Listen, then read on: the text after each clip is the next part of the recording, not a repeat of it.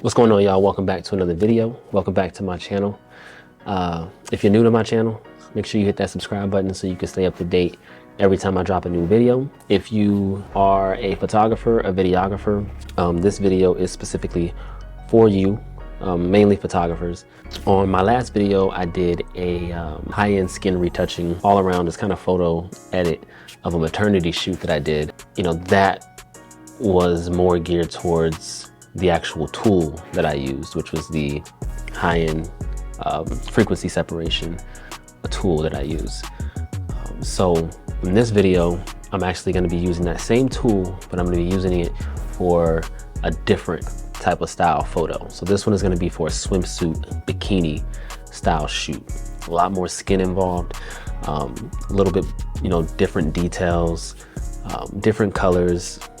Not so much different, still kind of outdoorsy, got the greenery.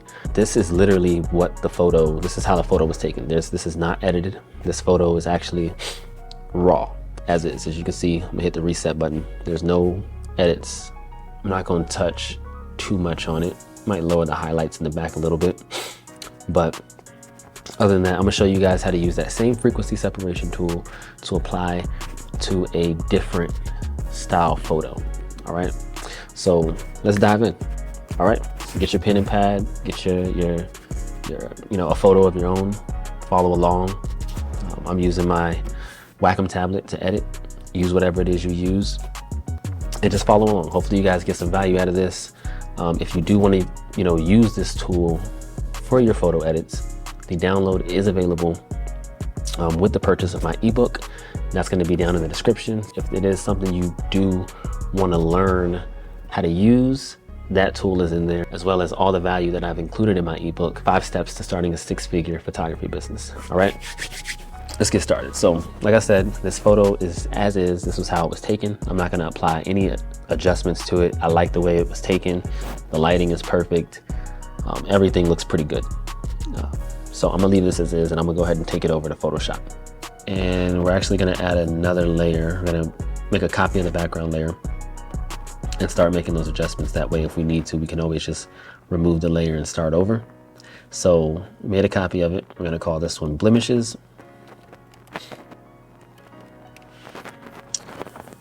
And we start to remove any blemishes. Sometimes if you see any like stray hairs in the way that you don't want there, then, you know, go ahead and remove those. I like to use the spot removal tool to remove just like little hairs that are in the way.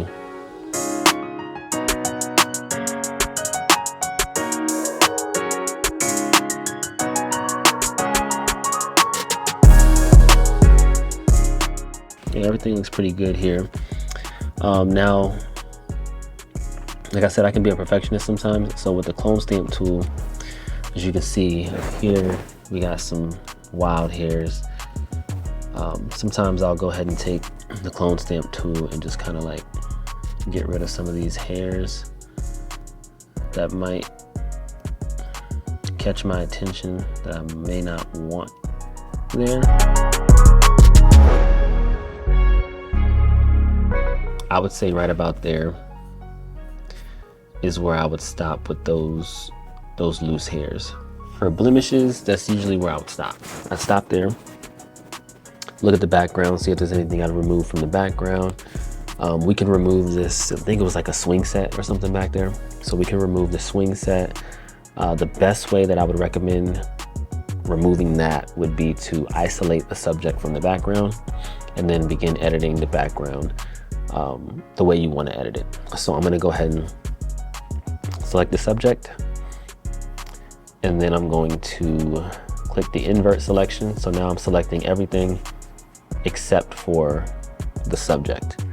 So I can go ahead and use any one of these tools to remove what I want to remove, and it's only going to affect the background. So I can like wave this across her body. It's not going to affect her body.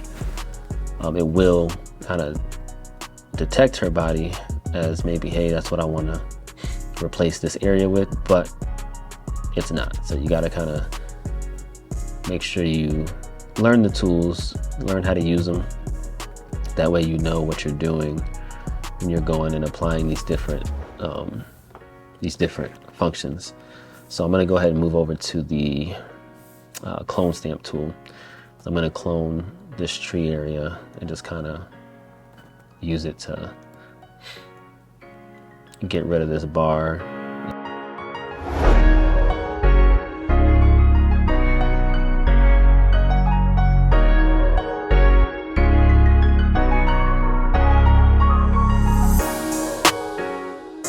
All right, now I got the photo to a point where I'm ready to start editing the skin.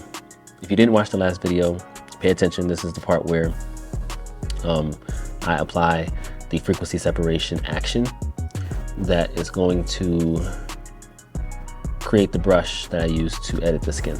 All right, so I'm gonna go ahead and hit Command, Option, Shift, E. It's gonna take a picture of everything that I just did, and it's gonna make a copy of it onto this layer here. So now you have this layer, all the blemishes are removed, and not just blemishes, but objects as well. So now we're gonna go to the Action tab, and we're gonna click on Frequency Separation. And remember, before you apply the action to create the brush, you wanna make sure that the radius is where you want it to be. And as I mentioned before, you want to choose anywhere between 3 and 9. That's where I like to stay, anywhere between 3 and 9. That's what's worked for me. So I'm going to choose 6 for this photo. Once you click OK, you want to hit the undo button. Hit undo. That way you can make the photo not blurry. And then you can go ahead and apply the action. And you're going to see that down here, it created the frequency separation with the 2 layers, the high frequency and the low frequency. With low frequency selected, you're going to click on the mixer brush tool, and you're going to begin to blend the skin tones the way that you want them to look. So I'm going to try to keep everything pretty consistent the way it is, with the exception of I see a lot of red skin tones down here that I don't want to keep consistent throughout the photo.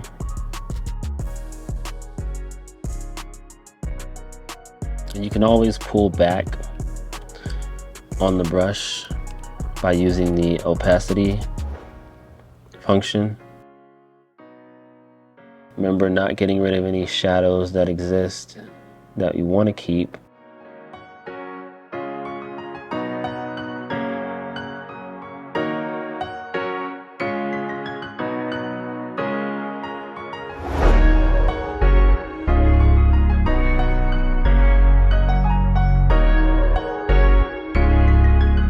The more skin you're dealing with, you know, a lot of people, they don't have even skin tone all around. You know, you might have a darker neck area with a lighter, you know, facial skin. You know, some parts of the arm might be darker than some parts, you know, just, it's not even all the way around. So you do kind of have to keep that in mind.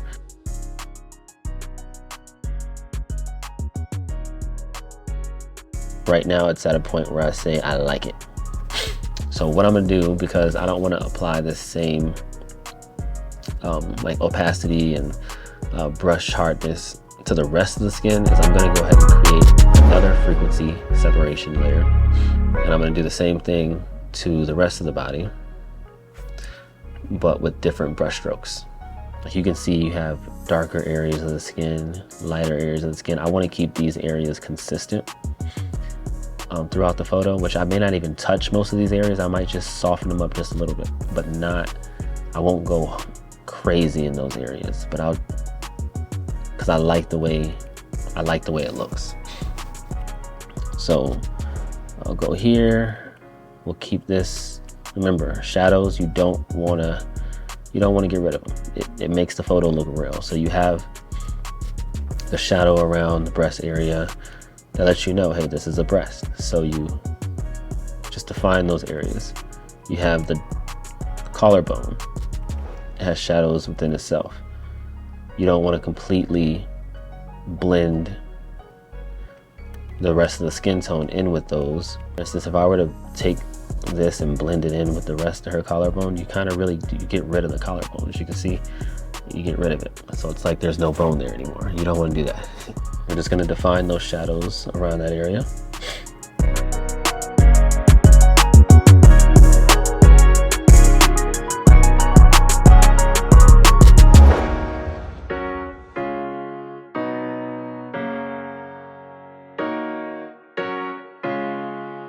So far we're looking good. Now before I go to the face, before I go to her face, I just want to take a step back and see what I've done so far. See if I like it. As you can see, I did very small adjustments to the skin, to the rest of the body. And if we look at all the adjustments we made, then you see we didn't do too much. We didn't go crazy with it. I'm gonna do the face on a separate frequency separation tool just because, you know, that's just kind of what I prefer. So I'm gonna go ahead and do another one. Create another one, continue. And bring that one to the top. And we're gonna do the same thing.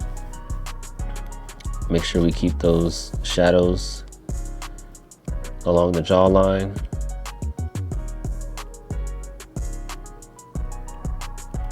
Get rid of any unwanted shadows.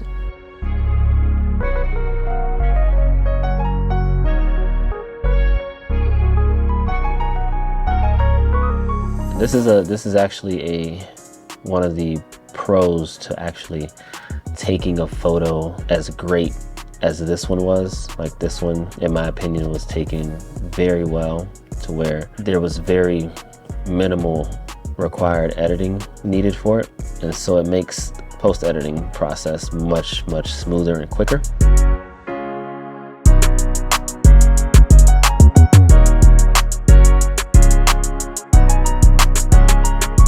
I kind of call myself a makeup artist.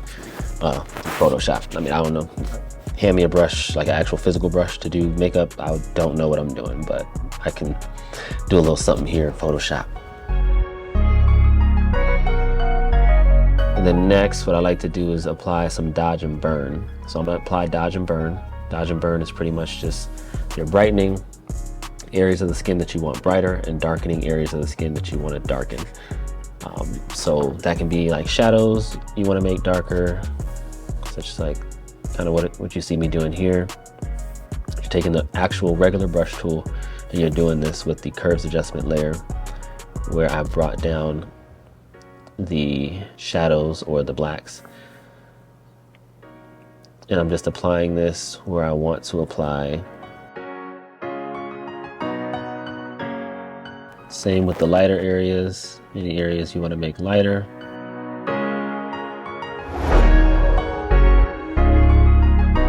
After I do that, I always like to just kind of play with it and make sure it's not too bright, not too bright, or that it's bright enough. Same with the darks. Bring it up, bring it down, bring it to where I like it. If you feel like you have areas that you don't want, that you might have darkened, just go over here and you're gonna switch this to the black as your foreground. And then you can always wave your mouse over those areas that you might have made too dark or too light, and it'll pretty much erase what you applied.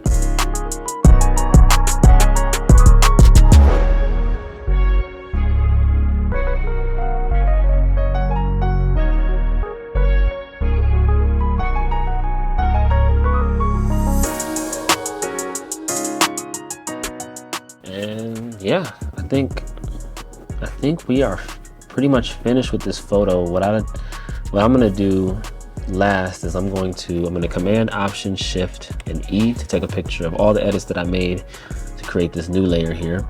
I'll call this the pre-final because I know I'm gonna do one more touch, which is the sharpening tool, which I like to sharpen certain areas of the photo just to kind of make it pop a little more. So the eyes, I like to add a little bit of sharpening to. Any jewelry, tattoos, add some sharpening to those areas.